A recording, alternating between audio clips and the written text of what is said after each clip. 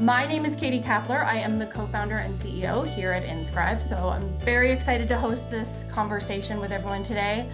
I am also joined by two amazing teammates, Danielle Bonner, who runs all of our sales and marketing operations. She is going to also be helping manage the flow of the conversation. So she's going to keep an eye on the chat. She's going to make sure that if any questions come in, that we address them.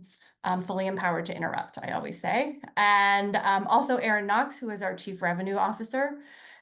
He's got a lot of experience in the ed tech industry. He's been working in this his whole career. So Aaron, I welcome any commentary you want to bring in according to the examples that we bring up.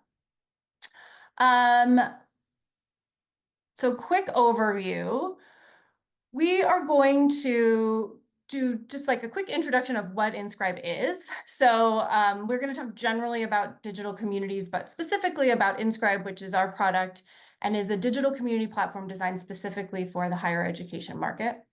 We'll talk a little bit about some of the challenges that our partners and others have expressed to us when it comes to fostering community, but also why being able to build community and leverage a tool like this is so important and so critical. And then we're going to go into some specific use cases that speak to how you can deploy a virtual community strategy at each stage of the learning journey, and what that community might look like and what some of the benefits are that you would expect to see by deploying that solution. And of course, we'll answer any questions along the way, but certainly drop them in the chat. So if you want to save them for the end, we'll take a pause and make sure that we got everything answered. Danielle or Aaron, would you like to add anything? I dropped links in to connect with us, the three panelists. Oh, perfect. Today. But I would also encourage, if you want to connect with the other audience members, feel free to drop in your LinkedIn link in the chat as well. Great. Yes, we are all about connecting people. So would love for you guys to have a chance to connect with each other as well. Thank you for bringing that up. Aaron? Yeah, I loving the intros in the chat. Keep them coming. It's great to know where everybody's coming from, and as Danielle mentioned, feel free to post questions, thoughts there as well. Terrific. Awesome.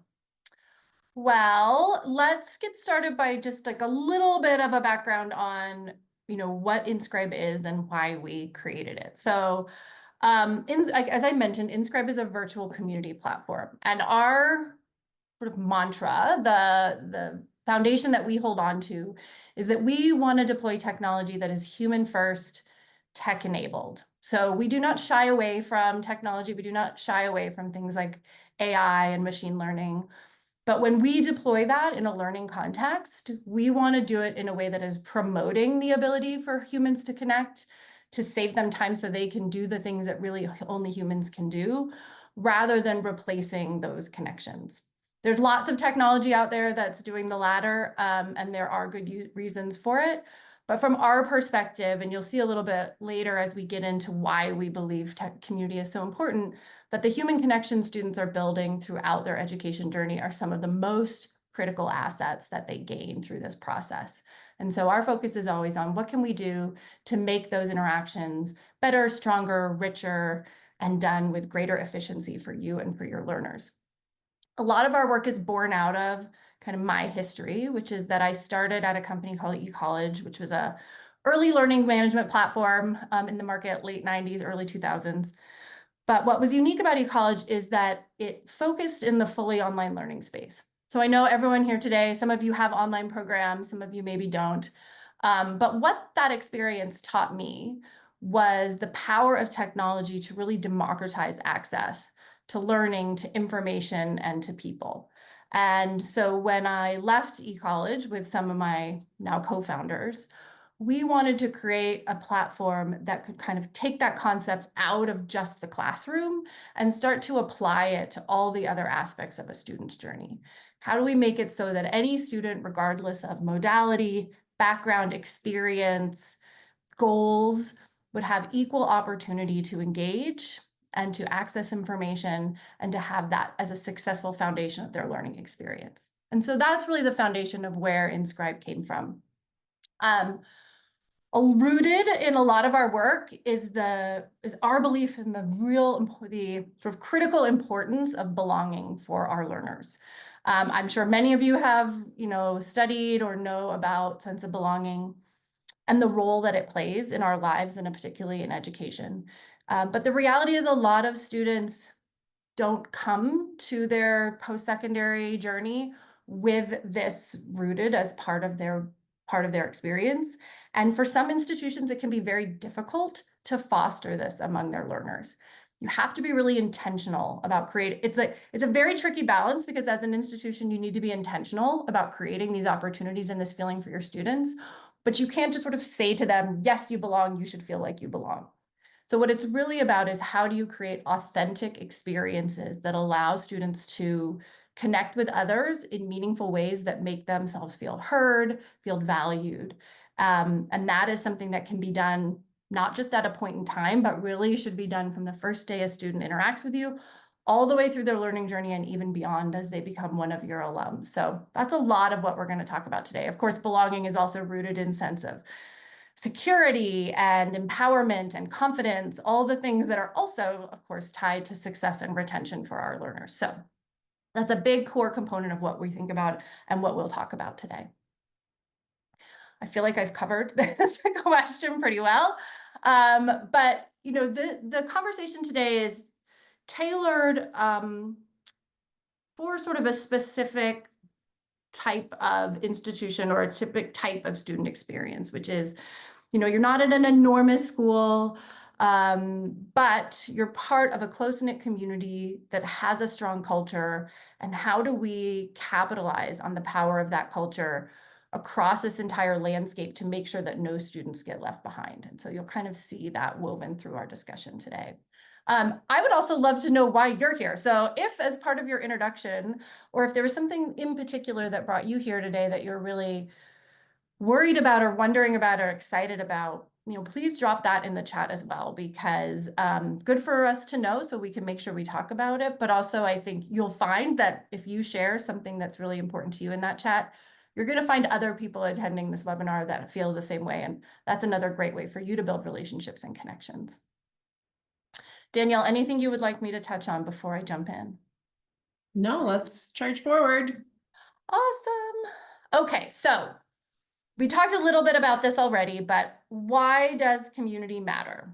So the reality is belonging, seeing yourself somewhere that you're valued, is not only important as you're learning, but is a critical component of why students decide to attend your institution in the first place. So thinking about the importance of that continuity of culture, that continuity of support and engagement from that very early stage is going to provide better outcomes for your learners and for you as an institution. I think COVID did a lot to expose some of the mental health, probably to add into those mental health crises, but also expose some of the mental health crises that our students were going through in terms of feelings of isolation, struggling with mental health, not sure where to turn when they needed help or needed resources. And this is true of students from all backgrounds and all types of universities. So what are things that we can do, simple, effective, cost-efficient things that we can do to address some of these challenges? And then, was when we look particularly at our most vulnerable students from underserved backgrounds, our new students who are just coming to us, maybe leaving home for the first time.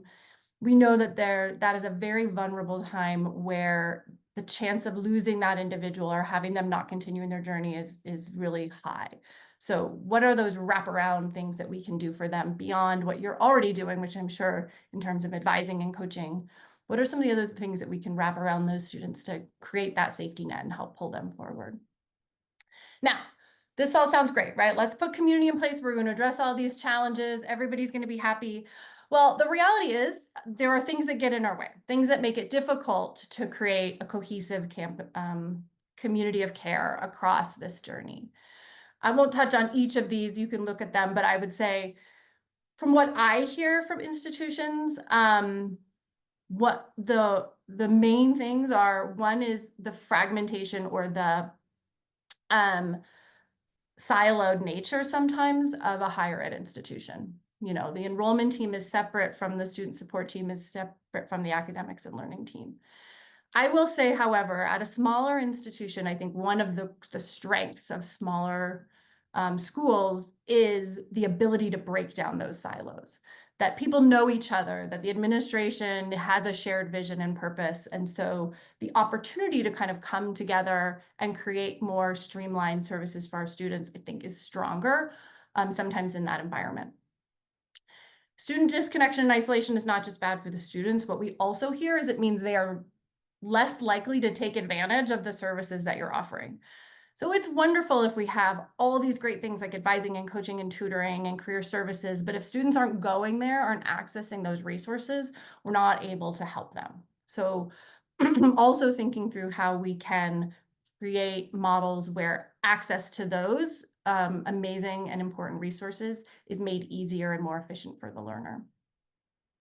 And then something that I think is more and more common in the conversations that we're having is this recognition of the importance of alumni in this process. So we want to create a community of care for our learners, and we know that faculty and staff play a key role in that. But your alumni are also people who have lived and breathed this process historically and have just such a unique perspective that they can offer your current students. So how can we engage them in a way that feels meaningful and manageable and isn't always just about opening up my pocketbook and giving money? And that's a lot about what community can offer as well. So, Hey, Katie, I'm gonna chime in real quick. yeah. We did have somebody share that they're here to learn more about the tool as well as creating community in the online space, specifically in asynchronous online courses. But in terms of the challenges that you've talked about here, one of the things that they also mentioned is that they're interested in finding ways to encourage faculty to buy into using the community. So faculty buy-in is not one that we mentioned here, but it is absolutely a challenge. And so maybe you could share a couple of examples of how our partners are gaining faculty buy-in with their communities. Absolutely. Yeah. And that's a great, buy-in in general, probably change management should be on this list. Faculty buy-in can be notoriously challenging given everything else they're being asked to do. So I'll really give you two answers to that. One is when we get into the section where we really look at community that is built around academics and learning, you'll see the feedback from faculty, which is that the community isn't just about making students' lives easier, it's actually about making your life easier, because a community is a knowledge repository.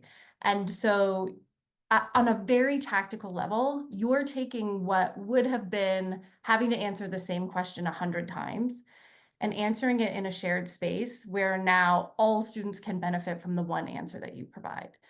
That efficiency is valuable for a lot of folks, but what we have heard is that is particularly valuable for faculty who really struggle with spending so much of their time on this kind of repetitive activity and not enough, therefore not having enough time for the higher order interventions that they would really like to be doing. The other is that this may not be a super popular answer, but not every community has to engage faculty. So there are ways to build community and gain benefit that doesn't necessarily require their immediate buy-in. Now, I do not advocate that you forever work around faculty in this process, but what that really means is you can start by building community that they are not required to participate in, but maybe could access. And what we've seen is once they see what's happening in these spaces, a lot of because I think sometimes the buy-in is based in fear, right? So a lot of the fears that they had, students are going to misbehave in these spaces. I'm going to have to spend too much time in here. It's not going to have valuable information. They realize through visibility into someone else's community that is not the case. And they start to see all the really valuable content that's happening there. And then they become much more open to bringing community into their own classroom or in terms of just being more engaged in that space. That was kind of a long-winded answer, but I think those are the main things that I would say in that case. But it's a tricky. Perfect. Thank you. The other piece that I'll say is that on change management in general is that when you work, no matter who you work with, if a community is an initiative that you have, regardless of the company that you work with, please make sure that they understand the process of change management, and that is part of the solution that they're bringing to you. The technology and the platform is just one piece of a puzzle. And you have to pair that technology with real knowledge and understanding of the space, the ability to help you as a partner manage that change and really know how to grow communities and help them thrive. So it's that expertise paired with the technology that's going to make your actual implementation successful. And I think that's something we do really well here at InScribe. I know there's other companies out there that are really good at that. Just make sure that you're asking those questions alongside the features and function questions that that everybody's going to have. I don't want to spend a ton of time on this slide because I want to get into the meat of it, but I think the main point I want to make on this slide is a student's ability to, like, your ability to help students feel like they belong. There are things that you can do that are in your control as an institution in terms of like how you welcome people and the culture that you're building, but there are also things that are essentially out of your control. What students bring with them. You can't look into every student's head on day one and understand what their background was, what prior experiences they've had, what anxieties they're bringing to the table. So one of the wonderful things about a community platform is it creates a space where, number one, through just regular interaction and conversation, students will start to share some of that background, things that they're worried about, excited about, prior experiences that they had that might impact their ability to be successful. And that means that you gain that knowledge about that individual student or your students in general. Your coaches and advisors gain that knowledge, and faculty. But also students then have the opportunity to talk to each other about those experiences. And there is nothing more powerful than one student saying, I'm worried about this, I'm concerned about that, I don't think I'm going to be able to do this. And rather than a coach or an advisor stepping in to say, yes, you can, a fellow student stepping in to say, yes, you can. Somebody who has that same lived experience, sharing their own story, and those two partnering. And so overcoming some of the unexpected challenges that students bring to the table is often best done through peer-to-peer engagement and not always through the sort of formal systems that we have, done alongside the formal systems, but not leaving it only to those formal systems to support. All right, so I think we've covered quite a bit of this. I'm going to go through this pretty quickly, but what is a virtual community? So at the high level, it is a virtual space, a digital space where your students can come to connect with each other, faculty, staff, alumni. You decide who is in your communities, and depending on what the use cases of your community, different people may be involved in different places. But no matter who's in there, the main ingredients are that it has to be a safe space where people can ask questions and share ideas and feel like it is okay for them to express themselves in this area. One of the ways you accomplish it by making it within your institution. This isn't Facebook, this isn't Discord. This is a private place where and a protected place that you can manage, where the culture of the community is determined by you. So that helps reinforce that concept of safe. It is also a knowledge repository. So we talked about this. As content is generated in the community, it is then reusable for other members of the community. So you are creating a living FAQ, if you will, of all the great ideas that your students have and that you have, and sharing them. And that not only speaks to the efficiency, but also once again to the idea that no student should miss out on the knowledge that is being generated. Let's democratize access to all of that great information and ideas for your learners. Even the ones that are too shy to raise their hand or speak up, they still want to benefit from all of that great information. Katie, I don't remember if we get into this a little bit later, but you did mention that the users within the community could have different roles. Can you talk about moderation? Like, who moderates these types of communities? Oh yeah, so great question. So your communities will have members and moderators, and the moderators generally are the people from your institution who would normally be addressing the types of questions that will come up in your space. So those could be enrollment counselors, advisors, coaches, student leaders, faculty. It's really kind of up to you and what type of community it is. The moderators can also be very active in the space. so really sort of charged with answering questions, or they can be observers. So they might be behind the scenes, kind of looking to see what's going on, maybe having some administrative roles, but not necessarily required to be super active. So those are the sort of primary roles that you would have in these spaces. The other key elements, so we've talked about this a little disorganized, but just to reiterate some of the key elements of how you're going to launch a successful community.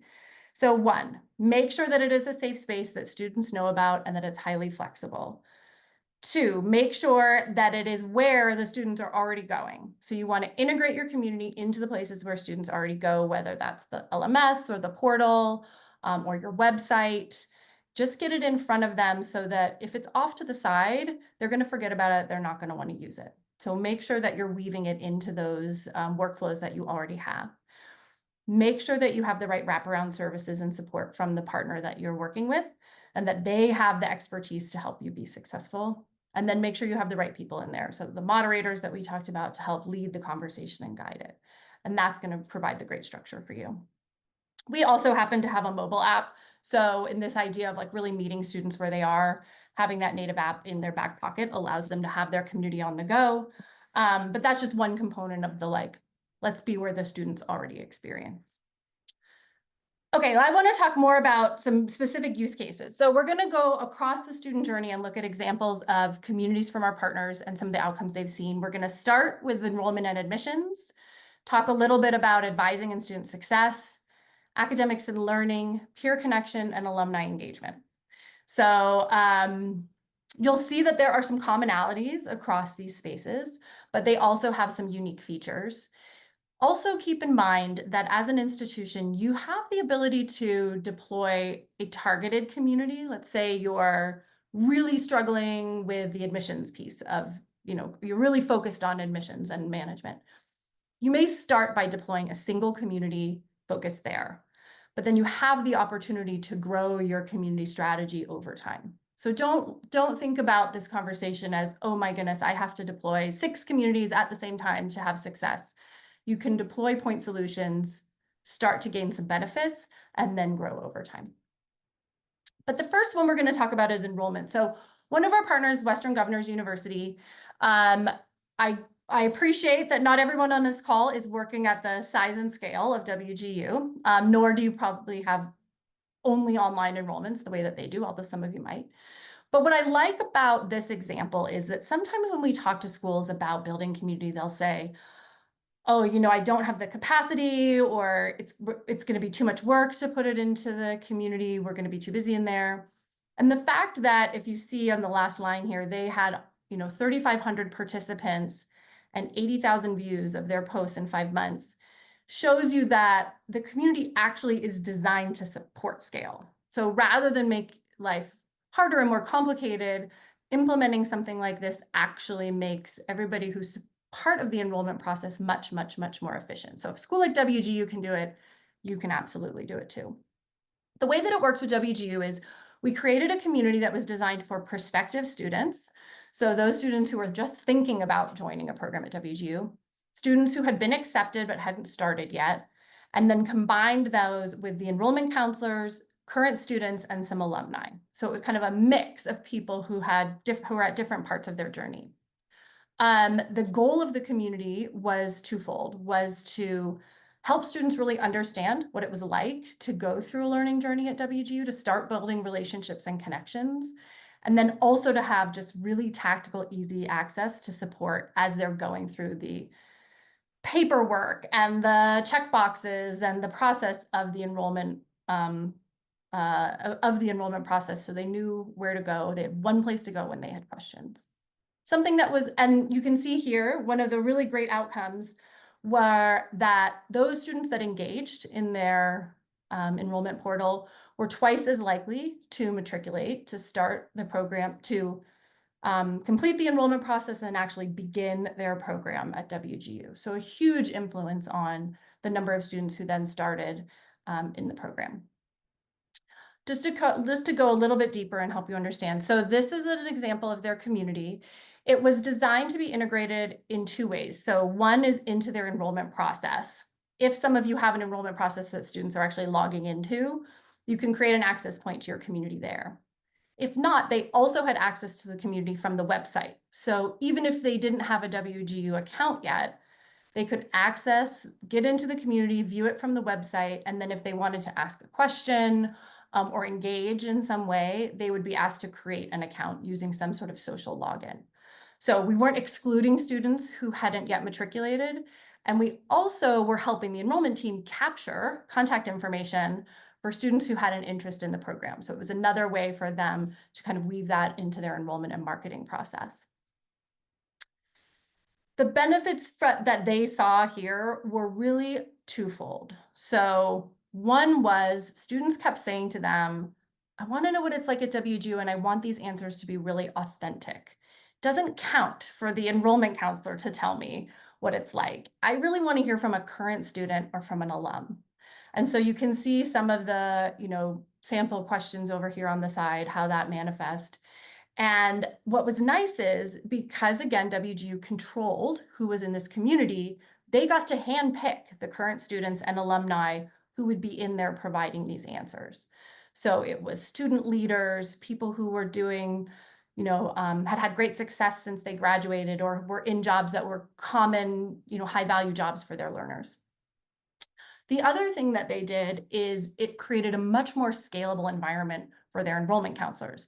They had so many questions every month, every year about transcripts and credits and financial aid, and they were having to answer these questions over and over and over again. So instead, they built resources and provided solutions in the community. So one answer now meant anybody who was interested in WGU could see that answer, access that information, and they could see how popular those particular questions were. It also meant that they could identify when there were challenges coming up. So they had this one step in the enrollment process that they thought was very clear, that you just fill out this form, send it in. But actually, the form was hard to access. And once you sent it in, there was no feedback about when you were going to get results from that form. So students kept getting stuck at this point in the process, and they didn't realize that. And so in the community, because questions started coming in all around this one area, they recognized, oh, we have this glitch in our process. Let's go fix that. So let's answer the students' questions here, but then let's fix that. And now we're actually going to streamline our enrollment process a little bit better. So great benefits there. We did a whole study with them on the value of their community. And this is just sort of reiterating the outcomes data we had earlier. Danielle, I don't know if you have that at your fingertips, but if we can track that down and pop it in. I'm going to share it in the chat right now. In the chat. Yep. So this is a sort of representation of the participants in the space and their matriculation levels. So this is only over a short period of time, but you can see that those people that actually went into the application who are active were much more likely to matriculate. They also did a study around their Net Promoter Score. Not sure how many of you would use Net Promoter. It's kind of a measure. It's technically a measure of whether you would be likely to recommend a product or a service to somebody else. But they saw a 7-point jump in their Net Promoter Score just by implementing this community and letting students access it, which is a huge uptick in their self-reported score of like how much they enjoyed this process or how excited they were about WGU. So great outcomes. Again, thinking about the idea of belonging in community as not just something we provide for our current students, but something that prospective students really benefit from as well, as do we as an institution. Katie, may I jump in on that? Yes, please. Enrollment use case. So thinking about this audience is largely smaller institutions, certainly smaller than Western Governors University. And I think that the key elements here are you have an amazing asset at your disposal, which is your community, your faculty, staff, students, alumni are oftentimes incredibly passionate about your mission. They want to find opportunities to give back. And so thinking about it throughout all of these use cases throughout the student life cycle, the enrollment one is really interesting because as Katie mentioned, you're able to leverage community to scale how you support prospective students. And we know that these students, if they're not getting their questions answered from the institution, they're also going outside of institutionally provided resources, they're going to Reddit, they're going to Facebook groups and other places. So this is a great place to be able to really closely manage that while still doing it very, very efficiently. And I think the beautiful thing about your advantage over a much larger institution is that community. So making sure students feel connected to that community as a prospective student means that they're going to arrive to campus with a deep sense of belonging and a feeling like, okay, I can do this. I've got this great support system at this amazing institution. So wanted to add that. No, I'm so glad that you brought that up. I think that's so key. And in particular, well, the strength of the brand and the culture and being able to leverage that. And then also this idea that if you don't provide it, they will go find somewhere else to do it. And then you've lost control of the narrative. So you're not going to shut down those sites by adding your own community, but you do give yourself a place where, you have some control over that conversation. And can influence it in a positive way. So thank you for that, Erin. Any questions, Danielle, that we should touch on? Let's check. Nope, not at the moment. Okay, awesome. All right, so now we have brought our students into the university or college and they have started, and we know that we have all these great services and coaches, advisors that want to support them. But maybe we want a slightly more efficient way of doing that. Or we want to be able to capitalize on our student-to-student conversations a little bit more strongly during this process. So a student success community is generally introduced during the student orientation and onboarding. It creates a place for students, again, to connect with each other. Usually we also have coaches and/or advisors in these spaces. So they become the moderators of the space and the ones that are driving a lot of the content. And like any community, it's a place to share ideas, find advice, build relationships. The other sort of unique factor of the student success community is it tends to be co-curricular. So rather than having it be focused in a specific program, department, or classroom, you have the opportunity to bring all your students together across the university or college or across modalities into a single shared space. You do have the option of slicing and dicing, but that like really broad interaction can be really positive and helpful. In the work that we did with the University of North Texas, they implemented a community like this. And in our first 6 months, they saw a 13% increase in term over term persistence. So from fall prior to the community to the fall after, their persistence rates went up 13%. So let's take a look at how they did that. This is an example of their virtual community, again, introduced to the students through the orientation process and accessible through their LMS and their portal. It included important information, and then it had spaces for social connection. So like you can see this student life area where students could go talk, and also places for academics and learning. So really a broad perspective on what students were able to do in their community. From their perspective, the main benefits of the space were, number one, a centralized location to share information. They had so many channels by which information was coming out to students. Email, text message, this department, that department. It was so scattered that students were losing track of what was important. So in the community, they could essentially bring all of that communication together in one space, which meant that it created a unified way that students were getting the information, and also meant if they missed something or forgot something, they had one place to go to find it again. So that was really critical for them and for their learners. It also meant that their coaches had a more flexible way to connect with students. They happen to have a fairly significant online population. And so their coaches were struggling to figure out, like, how do I connect with my in-person students, my online students? I have a big group that I'm trying to support. Is there a way I can be more efficient in getting information out to those individuals?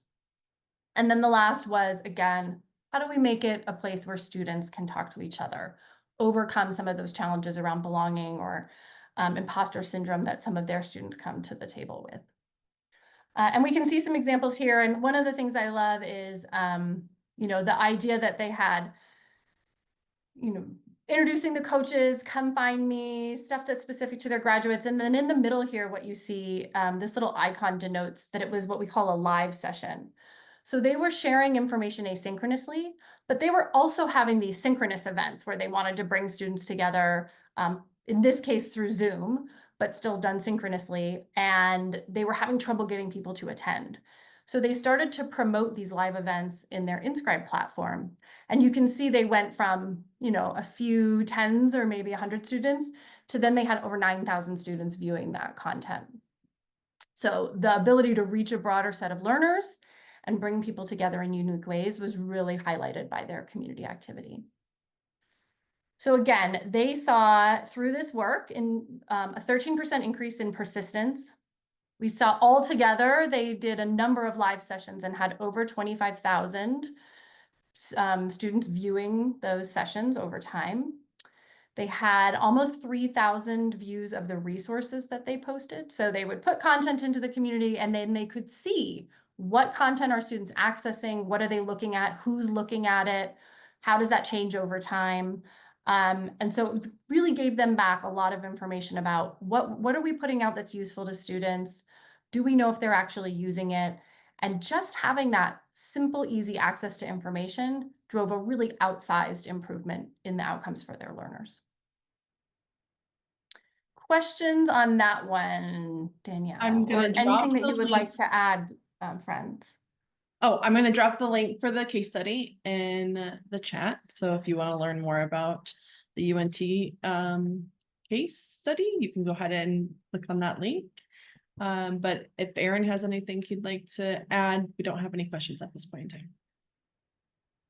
It's interesting the mix of attendees that we have. We have some representing the online element of an institution. We have others that are covering full student success for an institution, both on campus and online students. So I think from a student success perspective, this becomes a really good bridge between your online students and the broader community of your on-campus students. So there is value in bringing those entities together. Yeah, absolutely. And again, sort of streamlining your own mechanism for communicating across these different modalities, which can be complicated. Okay, so we've got the students, they're all set up for success, they're onboarded, they're engaged. Now they're going to start their learning. And we're going to start talking about the idea of building communities around academics. So learn what we would call a learning community. The specific example we're going to look at came out of Arizona State University. They were struggling, to be honest, as many schools do, with, in particular, getting students through first year math. They had pass rates under 50%. They were particularly worried about the number of students from underserved populations who were not succeeding in these classes. And then the ramifications of that, which meant either I got to retake this class and pay for it again, or it means that I'm limiting my options for future majors. So if I can't get through certain math classes, I'm not able to then pursue something in the STEM curriculum. And so they wanted to do something that would address that and really help students be more successful in this one particular course. I will say when we think about academics and learning, you can build them around any classes. They often work best with larger classes. They can have a huge impact for classes with high DFW rates, but they really can be applied anywhere that you have students learning similar content that can be brought together. So not to bury the lead here, but after 1 year, they saw an 8.5% increase in the number of students passing these math courses. They actually saw a 10% increase in the number of students achieving A grades and significant decrease, I think it was 8 to 10% decrease in the number of students withdrawing from the institution. So a huge, huge positive impact. They also did it in a way that was really cost effective and efficient for them. So let's take a look at how that worked.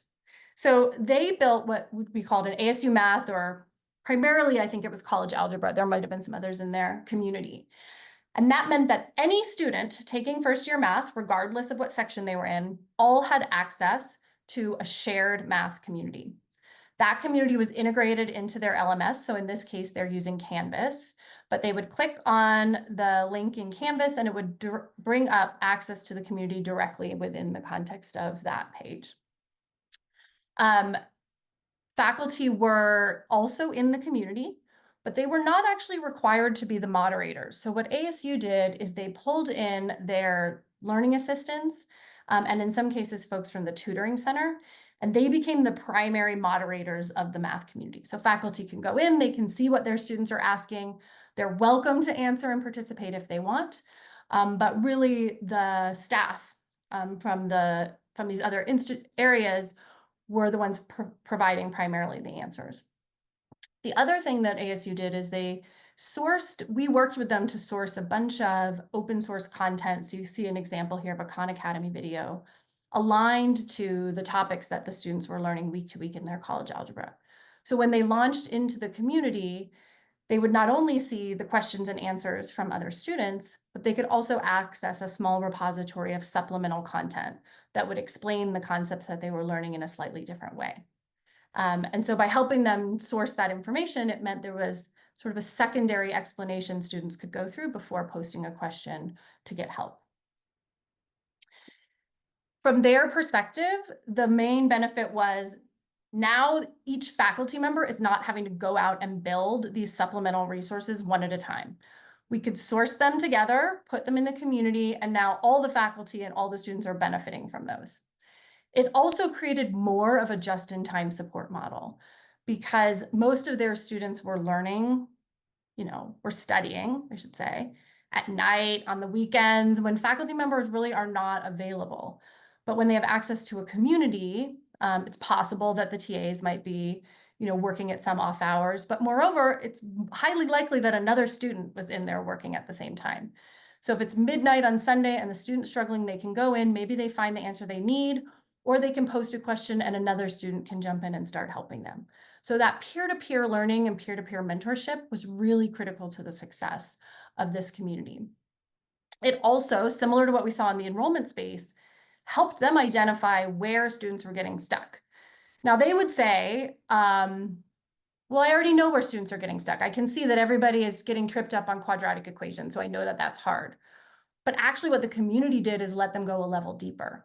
It's not just that they don't understand quadratic equations, but they're going to tell you in the community specifically what they don't understand. So through the questions and the comments students provided, it gave a lens into like, oh, here's a gap in the learning that we're doing or in the instruction that we can then fill to make it easier for the next set of students. And here's a couple of quotes from the students that I really loved. I think particularly because it's a math course, we all know math anxiety is real. So it wasn't just about getting answers and getting unstuck, although that's certainly a huge part of it. It was also just having this realization that I'm not the only one that's having trouble, or I'm not the only one that's confused. And that demystification of math and helping students feel like, hey, you're not alone in this journey is a huge part of what I think helps students succeed and persist when times get tough in some of these courses. The faculty also, so this kind of goes back to where we started when we talked about how do you get faculty buy-in. In this case, I think what helped was not having the faculty be immediately directly responsible for all aspects of the community ease their anxiety about getting it up and going. But then once it was running, they got very engaged. And all of a sudden we found faculty were jumping in to answer questions faster than the TAs or the tutors could get in there to answer them, and they loved it. So the ability to help lots of students, the ability to have that efficiency was really instrumental in their own experience. So you get one or two on board, we'll start to demonstrate the value, and that will help bring a lot more faculty along for the ride. Katie, we have an instructor in the chat joining us today from ASU, and Awesome. they shared a woohoo from the desk at ASU. So I don't think it gets much better than that. I mean, you can share those examples, but it's also in the chat today as well. That's awesome. Who do you too? Thanks for being here. And yes, and the activity that you see here from their community, I think this is just one of their spring classes, but it just shows how, especially in these academic and learning communities, they really thrive. And they're right there when the students need them.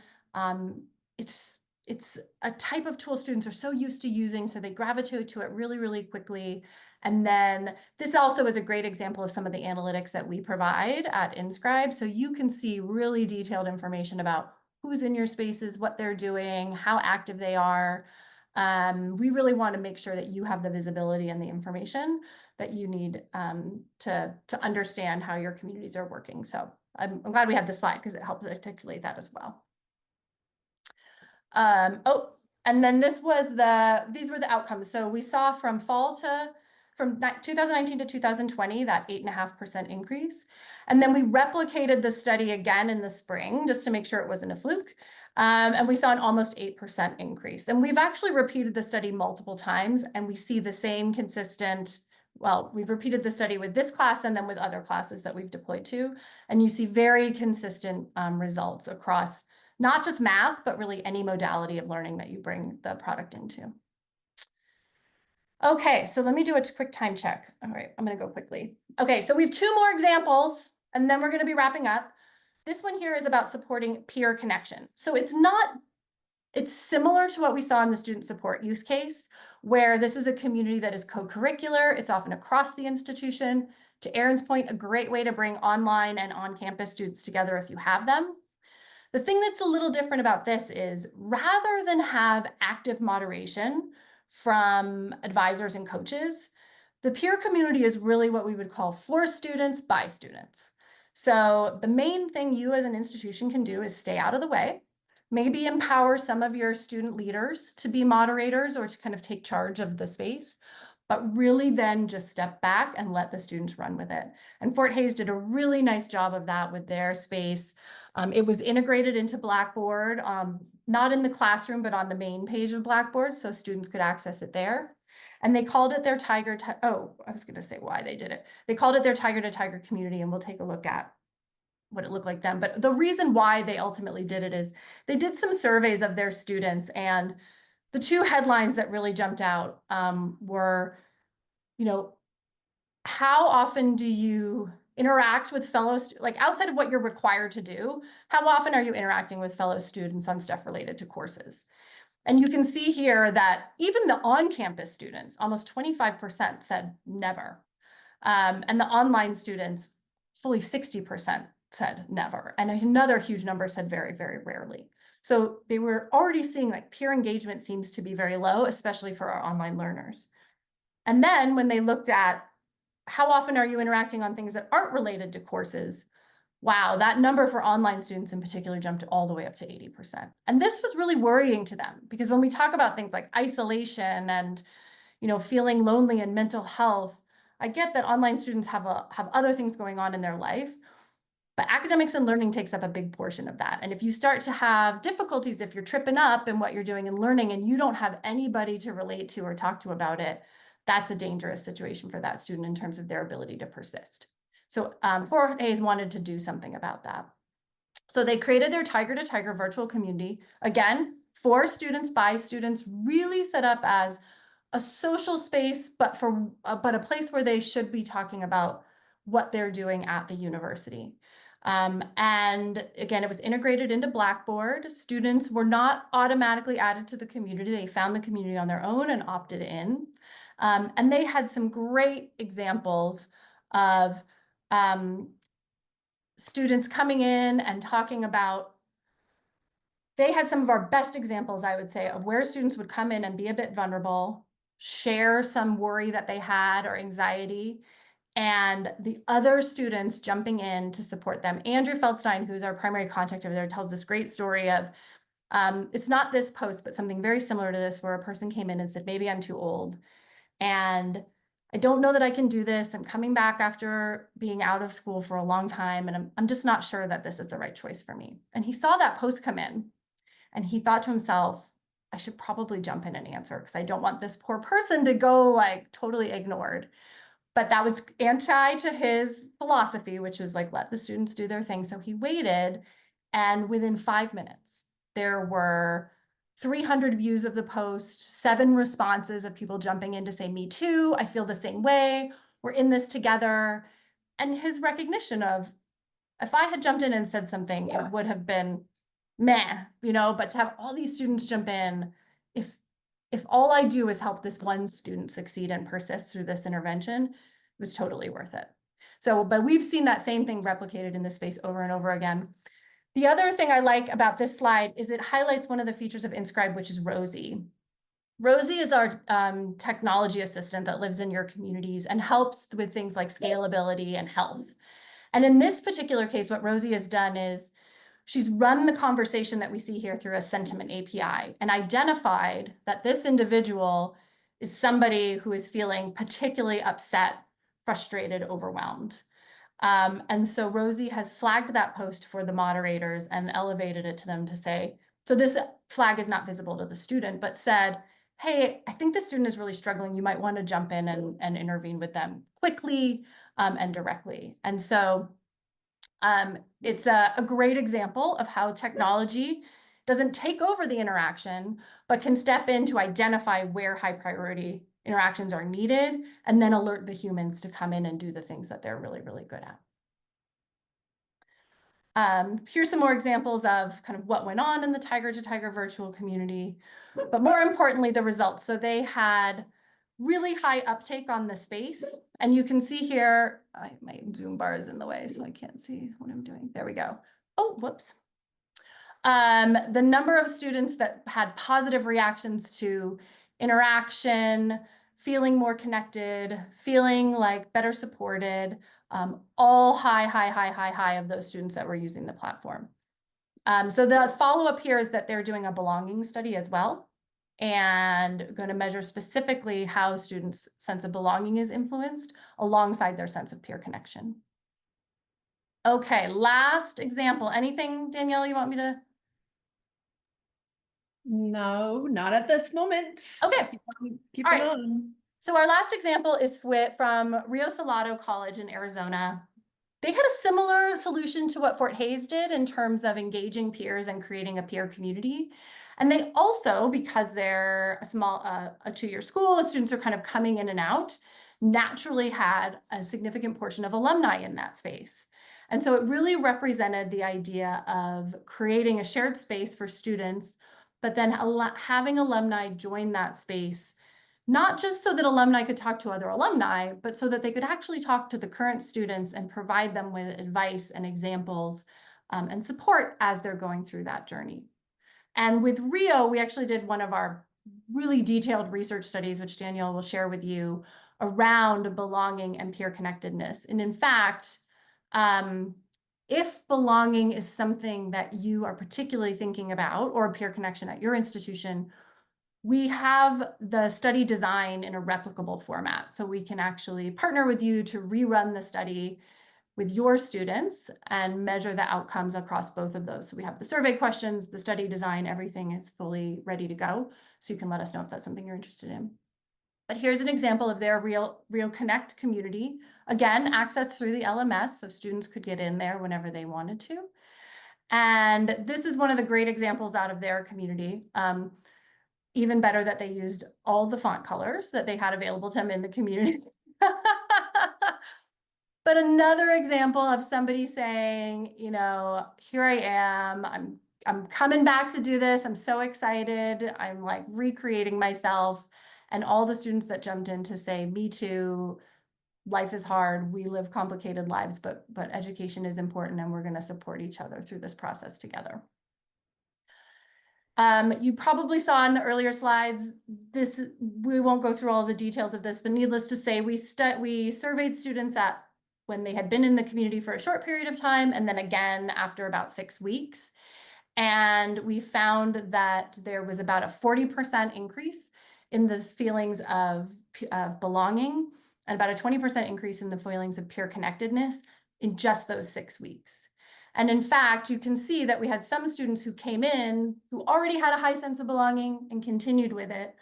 But then we had some students who came in a little bit later, starting out with a much lower sense of belonging. And in that 6 weeks, they caught up to the students who were at that higher level.